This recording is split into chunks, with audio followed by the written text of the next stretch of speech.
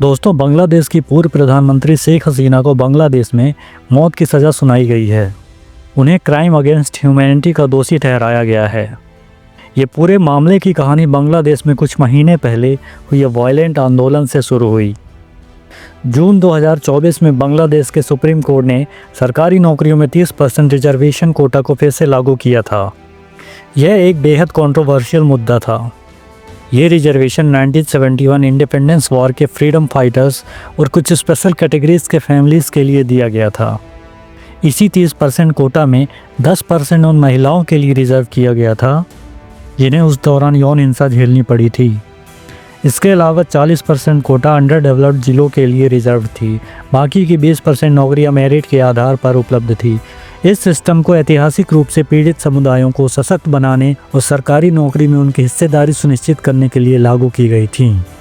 इस सिस्टम ने विवाद तब पकड़ा जब स्टूडेंट्स ने आंदोलन किया, जिसके बाद ये उग्र हो गया। कई छात्र और युवा वर्ग इस कोटा सिस्टम से असंतुष्ट थे। इसकी वजह से मेरिट बेस्ड भर्ती प्रभावित होती थी। देश के कोटे का एक बड़ा हिस्सा ये रिजर्व कैटेगरी को चला जाता था। साल 2018 की सरकार ने इस रिजर्वेशन सिस्टम को खत्म कर दिया। इसके बाद इसको लेकर विपक्ष और अदालत में कई कानूनी संघर्ष हुए। धीरे धीरे इस कोटे की बहाली की मांग बढ़ी, जिससे 2024 में सुप्रीम कोर्ट ने इसे बहाल करने का आदेश दे दिया। ठीक इसी के बाद से स्टूडेंट्स का रिवॉल्यूशन और ज़्यादा बढ़ गया। साल 2024 में सुप्रीम कोर्ट ने कोटा को कुछ हद तक सीमित करते हुए मेरिट आधारित भर्ती को 93% तक बढ़ा दिया।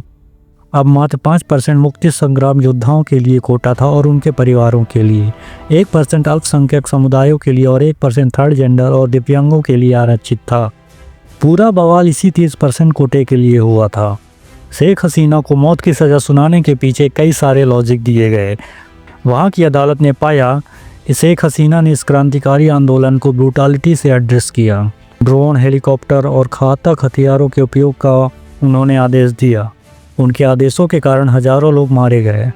इस मामले में वो मुकदमा चलाने वाले अदालत में थी भी नहीं, क्योंकि इस आंदोलन के उग्र होने के बाद शेख हसीना को बांग्लादेश छोड़कर भारत भागना पड़ा था। शेख हसीना की पार्टी आवामी लीग फिलहाल वहाँ का चुनाव नहीं लड़ सकती। इस हिंसा में लगभग 1400 से ज़्यादा लोग मारे गए और लगभग 25,000 लोग घायल हुए।